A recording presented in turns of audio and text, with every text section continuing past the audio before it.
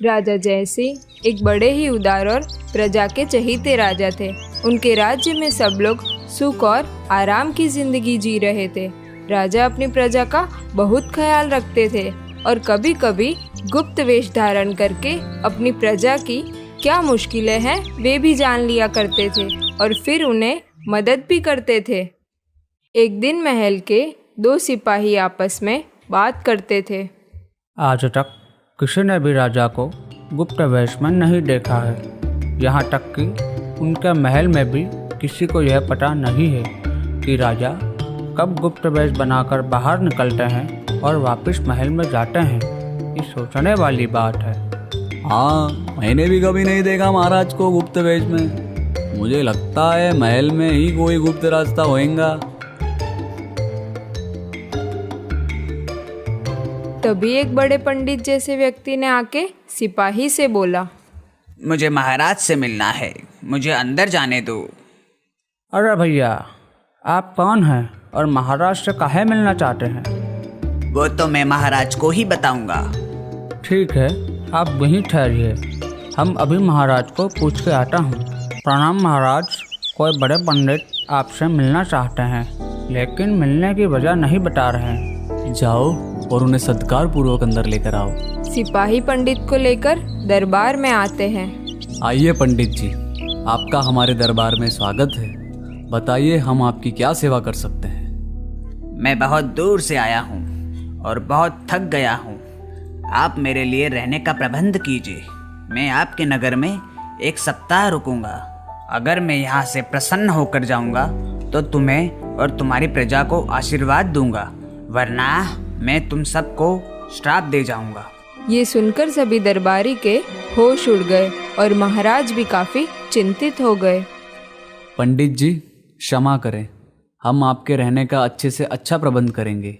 आपको कोई तकलीफ होने नहीं देंगे। ऐसा कहकर उन्होंने अपने सेवकों को आदेश दिया। देखो, तुम सब ध्यान से सुनो। पंडित जी के रहने का अच्छे से अच्छा प्रबंध करो और उनकी सेवा में कोई गड़बड़ नहीं होनी चाहिए। अब तो ये खबर पूरे राज्य में फैल गई है। सब उनकी ही बातें करते थे। गांव में एक सैनिक ने आके सबको बताया कि સાંભળો ને સાંભળો નગરવાસીઓ, આપણે નગરમાં એક बड़े पंडित आए हैं। वो हर रोज़ सुबह 1 घंटा महल के बाहर जो बड़ा सा पेड़ है ने वहाँ बैठेंगे। आप लोगों को जो भी समस्या हो ने वो आप सब उन्हें बता सकते हैं, लेकिन ध्यान रहे, हाँ, कोई भी ऐसा काम ना करे जिससे पंडित जी नाराज हो,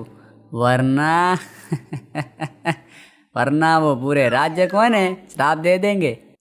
जब वो पंडित सुबह महल के बाहर 1 घंटे के लिए बैठते थे, तब गांव वाले उनके दर्शन करने के लिए एक लंबी कतार में खड़े रहते थे और उनका आशीर्वाद पाने के लिए कुछ ना कुछ चीज़ें उन्हें भेंट में देने के लिए ले आते थे। जब 1 सप्ताह पूरा होने को आया तो महल के सिपाही एक दूसरे से बात कर रहे थे। चलो भैया, आज पंडित जी का 1 सप्ताह पूरा हो जाएगा। भगवान का लाख लाख शुक्रिया कि पंडित जी नाराज नहीं हुए। सही है क्या नहीं? हाँ छोटे, मैं भी भगवान से यही प्रार्थना करता हूँ कि आज का दिन साला अच्छे से निकले। उस दिन राजा ने गुप्त वेश बनाकर पंडित जी जहाँ जा रहे थे वहाँ देखने गए।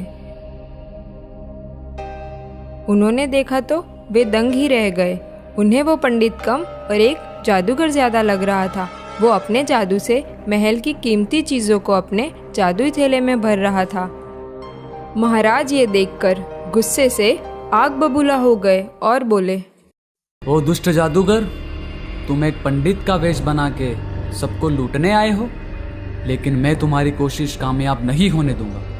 मैं तुम्हें अभी जेल में बंद कर देता हूँ। ऐसा बोल के महाराज ने जादूगर को पकड़ने के लिए जैसे ही तलवार उठाई, वो जादूगर बोला, ठहर जाएं महाराज, आपके राज्य में आपको गुप्त वेश में भले कोई पहचान ना सके, लेकिन मैं आपको पहचान गया हूँ। आप मेरा कुछ नहीं बिगाड़ सकोगे। ठहरो, मैं बताता हूँ मैं तुम्हारा क्या हाल करता हूँ। जैसे ही महाराज उसे पकड़ने के लिए गए, उसने जादू करके महाराज पे पानी डाला और बोला, आज से यही तुम्हारी पहचान बनी रहेगी। अब तुम्हें कोई महाराज के रूप में नहीं पहचान सकेगा। जैसे ही महाराज पे जादुई पानी गिरा, वो पंडित के रूप में आ गए और वो जादूगर जो नकली पंडित बन के आया था, उसने महाराज का रूप ले लिया और बोला, जाओ, मेरा आदेश है कि तुम इस नगर को छोड़कर चले जाओ और यहाँ कभी भी वापस मत आना। आज से यह राज्य मेरा है और मैं यहाँ का महाराज हूँ।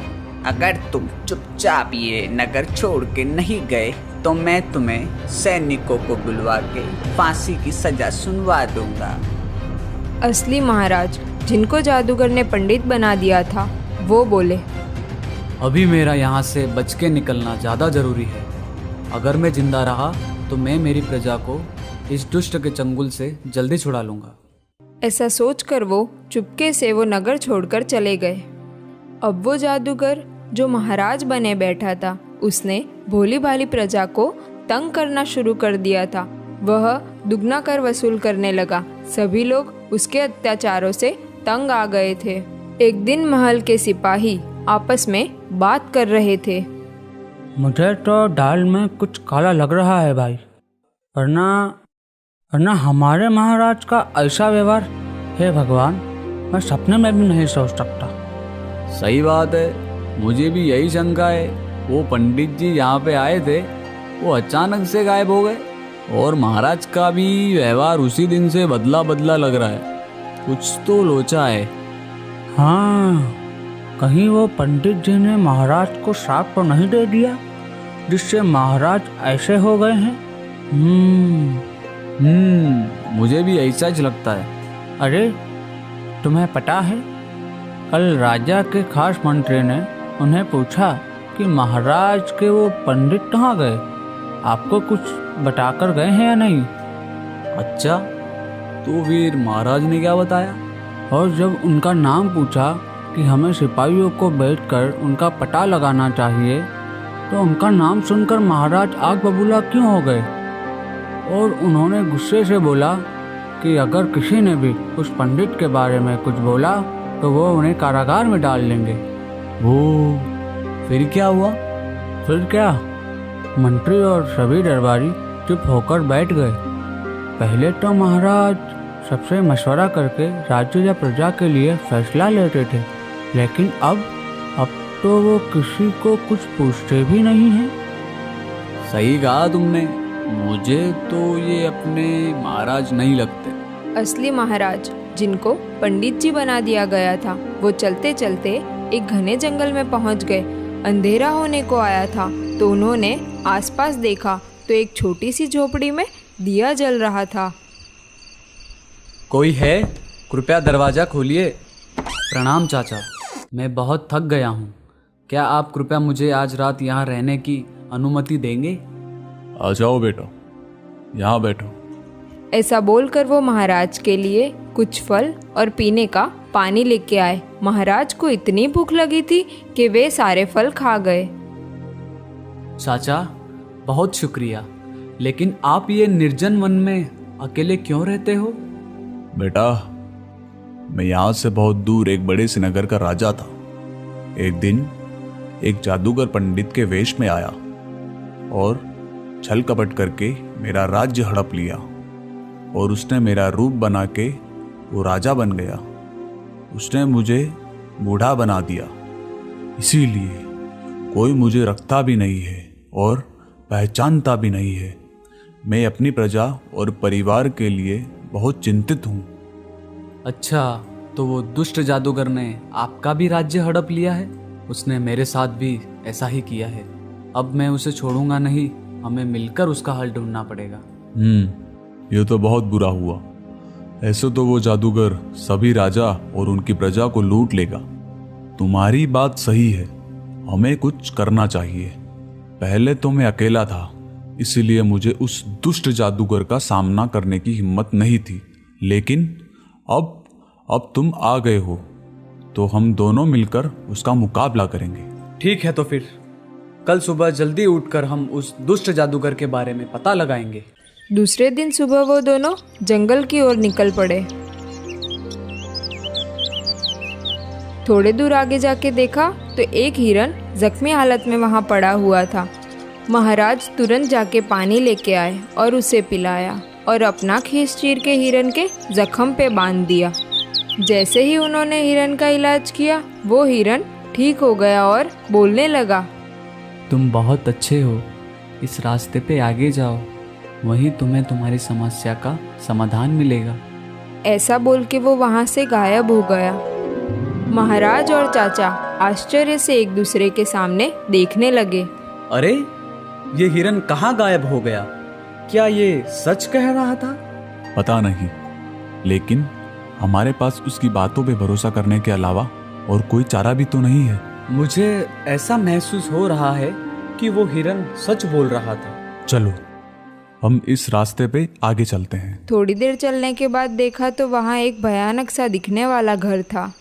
जैसे ही वो दोनों वहाँ पे पहुँचे उसका दरवाज़ा अपने आप खुल गया। उन्होंने देखा तो अंदर एक सुंदर सी राजकुमारी बैठी थी। उसने मुस्कुराते हुए कहा, आइए महाराज जय सिंह और महाराज उदय सिंह। आप कौन हैं और हमें कैसे पहचानती है? मैं सुंदरपुर राज्य की राजकुमारी हूँ। इस दुष्ट जादूगर ने मुझे अपनी जादुई विद्या सिखाने की लालच दी और मुझे यहाँ पे कैद करके रखा है। मैं यहाँ से कहीं भी बाहर नहीं जा सकती हूँ। उस जादूगर ने हमारे पूरे राज्य का पूरा खजाना भी लूट लिया है। लेकिन वो जो हिरन हमें मिला था वो क्या था? मैं जो थोड़ी सी जादुई विद्या सीखी हूँ उससे मुझे आप लोगों के आने का पता चला और वो हिरन को मैंने ही जादू करके आपके पास भेजा था ताकि आप लोग मुझे यहाँ से छुड़ा सको। तुम कब से इस जादूगर की कैद में हो और तुम्हें छुड़ाने कोई क्यों नहीं आया? मैं करीब 1 साल से यहाँ कैद हूँ। उस जादूगर ने मेरे पूरे परिवार को कारागार में डाल दिया और मुझे यहाँ उठा कर ले आया। उसने सबको धमकी दी थी, अगर कोई उसके पीछे आया तो वो मुझे और मेरे परिवार को मार डालेगा। तुम तो यहाँ 1 साल से रहती हो, क्या यहाँ कोई आता जाता है? हाँ महाराज, मैंने अक्सर यहाँ एक बड़े तांत्रिक जैसे दिखने वाले व्यक्ति को आते हुए देखा है। क्या तुम्हें पता है वो कौन है? वो मेरे सामने तो कोई बातें नहीं करते थे, लेकिन उनकी बातों से मुझे लगता था कि वो तांत्रिक जैसा दिखने वाला व्यक्ति उस दुष्ट जादूगर का गुरु होगा। वो हर बार उसे कोई ना कोई नई विद्या सिखाता था। लेकिन क्या वो सब विद्या मुफ्त में सिखाता था? नहीं महाराज, वो जादूगर जब भी यहाँ आता था वो अपने जादुई थैले में से काफी सारे सोना चांदी और कीमती चीजें लाता था। वो उसमें से थोड़ा धन अपने गुरु को दे देता था और बदले में उसके गुरु उसे नए नए जादुई प्रयोग सिखाते थे। वो हिरन वाला जादुई प्रयोग मैंने उनसे ही एक बार चुपके से सीख लिया था। क्या वो गुरु उसके दिए हुए धन को प्राप्त करके खुश हो जाता था? नहीं महाराज, वो पिछली बार जब यहाँ आए तब जादूगर पर बहुत गुस्सा थे। कहते थे कि तुम पूरे राज्य का खजाना लूट के आते हो और मुझे उसका 10वां हिस्सा भी नहीं देते हो। अब मैं तुम्हें कोई नया जादू नहीं सिखाऊंगा। ये सुनकर उस जादूगर को बहुत गुस्सा आया और उसने अपने गुरु के साथ बहुत झगड़ा किया। क्या इस जादूगर को मारने की कोई तरकीब है? वो जादूगर हर अमावस्या के दिन यहाँ आता है और अपनी जादुई शक्ति और भी शक्तिशाली करने के लिए तपस्या करता है। उसको उसके ही गुरु का श्राप लगा हुआ है। क्या श्राप है? जल्दी बताओ, और हम उसे कैसे मार सकते हैं, क्या तुम जानती हो? हाँ, मैंने चुपके से उस जादूगर और उसके गुरु के बीच झगड़ा हुआ था वो मैंने सुन लिया था। वो अपने गुरु के साथ दुष्टता से बात करता था, इसीलिए उसके गुरु ने उसे श्राप दिया था कि अगर कोई अमावस्या के दिन उस पर काला पानी डालेगा तो वो अपने मूल स्वरूप में आ जाएगा और अपनी सभी जादुई विद्या भूल जाएगा। अरे लेकिन हम काला पानी लाएंगे कहाँ से? यहाँ से थोड़ी ही दूरी पर आपको एक छोटा सा कुंड मिलेगा जिसमें से धुआं निकल रहा होगा। आप उस कुंड में ये लोटे का जल डाल देना तो वो पानी काला हो जाएगा। फिर आप इस लोटे में वो काला पानी भर देना। जाओ, आप दोनों ये जल भर के आओ। महाराज और चाचा काला पानी ढूंढने निकल जाते हैं। वो लोग जैसे ही थोड़े आगे गए उनको आगे पानी ही पानी नजर आ रहा था, जैसे कोई बड़ा समंदर ना हो। अरे यहाँ तो आगे पानी ही पानी है, आगे जाने का कोई रास्ता ही नहीं दिखाई दे रहा। उन्होंने देखा तो वहाँ एक बड़ा सा पेड़ था। वो देखो, वहाँ एक बड़ा सा पेड़ है, चलो वहाँ जाके देखते हैं। जैसे ही वो दोनों पेड़ के पास पहुँचे, पेड़ पे एक बड़ा डरावना सा कौवा बैठा था। उनको देखकर बोला, अरे आप इस रास्ते कहाँ जा रहे हो? यहाँ कोई नहीं जा सकता। लेकिन हमें आगे जाना है, क्या आप हमारी मदद कर सकते हो? ठीक है, लेकिन मेरे प्रश्नों का सही उत्तर दोगे तो ही मैं तुम्हारी मदद करूंगा। ठीक है, पूछो। अच्छा, अगर तुम्हें पीने के लिए एक लोटे में स्वच्छ पानी और दूसरे लोटे में काला पानी दिया जाए तो तुम कौन सा पानी लेना पसंद करोगे? महाराज और चाचा एक दूसरे के सामने देखने लगे। ये कैसा विचित्र सवाल है, परंतु तुरंत उन्हें राजकुमारी की दी हुई सीख याद आ गई और उन्होंने जवाब दिया, हम काला पानी लेना पसंद करेंगे। अरे वाह, तुम पहले व्यक्ति हो जिसने मेरे सवालों का सही जवाब दिया है। अब तुम यहाँ से आगे जा सकते हो। और एकदम से जहाँ पानी दिख रहा था वहाँ रास्ता हो गया। महाराज और चाचा उस रास्ते पे आगे चलने लगे। बहुत दूर जाने के बाद उन्होंने देखा कि वहाँ धुआं निकल रहा है। अरे, मुझे लगता है ये वही काला पानी का कुंड है। देखो, उसमें धुआं निकल रहा है। चलो चलो वहाँ चलते हैं। लेकिन महाराज, हमें सावधानी से आगे बढ़ना है। अचानक से वो काला भयानक कौवा वहाँ आ गया और बोला, तुम लोग यहाँ क्या करने आए हो? हमें इस कुंड में से जल चाहिए, लेकिन आप बार बार हमें क्यों रोकते हो? क्योंकि मुझे इस कुंड की रक्षा करने का काम सौंपा गया है। तुम इसमें से जल नहीं ले सकते। मेरी आपसे एक विनती है, कृपया आप हमारी मदद कीजिए। अगर आप हमारी मदद नहीं करोगे तो वो दुष्ट जादूगर हमारी मासूम प्रजा को लूट लेगा। बेचारी राजकुमारी को भी उसने बंदी बना रखा है। ये महाराज उदय सिंह को भी उसने बूढ़ा आदमी बना दिया है। मुझे सब पता है। लेकिन अगर तुम मेरे सवालों का सही जवाब दोगे तो ही मैं तुम्हें इस कुंड में से पानी भरने की अनुमति दूंगा। ठीक है, पूछो क्या पूछना है। ठीक है, चलो बताओ। अगर तुम्हें चांद की चांदनी से चमकता जंगल या अमावस्या के अंधेरे से भरा जंगल में से किसी एक में जाने का कहा जाए तो तुम किसे चुनोगे? महाराज और चाचा फिर से सोचने लगे और फिर हम अमावस्या के अंधेरे से भरा जंगल चुनेंगे। आज तक इस कुंड तक कोई भी इंसान नहीं पहुंचा, लेकिन आज आपने मेरे प्रश्नों का सही उत्तर दिया है। अब मैं तुम्हें इस कुंड में से पानी भरने की अनुमति देता हूँ। महाराज और चाचा उस कुंड में जैसे ही पानी भरने आगे जाते हैं, वो कौवा बोला, सावधान, अगर आपने इस कुंड में हाथ डाला तो आपका हाथ जल जाएगा। तो हम कैसे पानी निकालें? वहाँ एक बड़ी रस्सी दिखाई देती है, आप उसे अपने जल पात्र के साथ बांध दीजिए और पानी निकाल लीजिए। उसमें से थोड़ा पानी लेकर उस कौवे पर डाला। जैसे ही उस पे पानी गिरा, वो एक साधु बाबा बन गया। अरे बाबा, आप कौन हैं और आपको कौवा किसने बनाया? मैं एक साधु हूँ। मैंने बरसों तक हिमालय में साधना की थी और चमत्कार विद्या हासिल की थी ताकि मैं उससे लोगों का कल्याण कर सकूं। लेकिन उस दुष्ट जादूगर के गुरु ने मुझे बंदी बनाकर मुझसे मेरी विद्या चुरा ली और मुझे कौवा बना के इस कुंड की सुरक्षा करने का आदेश दे दिया।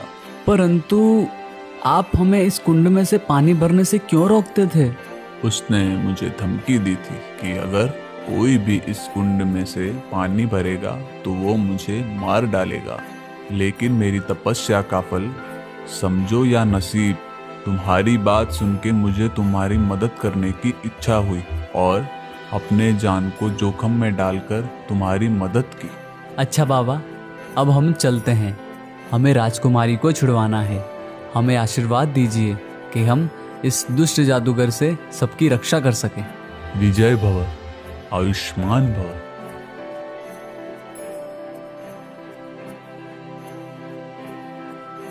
दोनों महाराज राजकुमारी के कहने पर काला पानी भर के आ गए। लेकिन हम हमारे मूल स्वरूप में वापस कैसे आएंगे?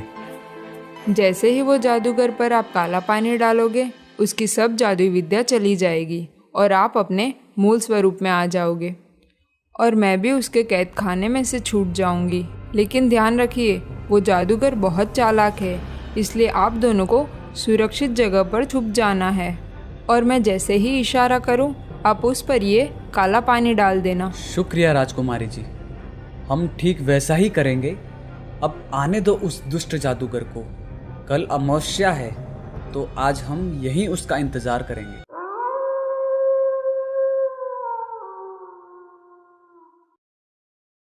दूसरे दिन जब अमावस्या पर वो जादूगर अपनी शक्तियाँ बढ़ाने के लिए जैसे ही ध्यान में बैठा, राजकुमारी ने दूर छिपे हुए महाराज को इशारा किया।